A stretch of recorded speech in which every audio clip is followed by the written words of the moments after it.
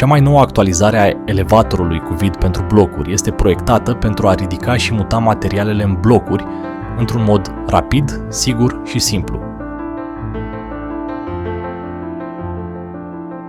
Cu un set de 4 ventuze de diferite dimensiuni, poți ridica și muta blocuri de până la 380 de kg sau 838 de livre și este rapid să schimbi la o altă ventuză cu o asamblare simplă.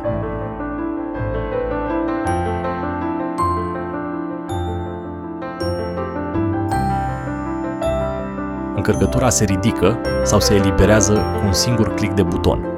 Monitorul vizual și sistemul de alarmă îți permit să controlezi operațiunea în mod fluent și sigur.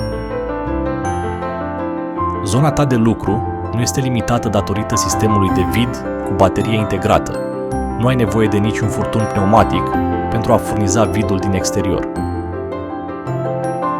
Cu o baterie de rezervă adăugată, sarcina nu este întreruptă nici măcar un minut în timpul schimbării bateriei.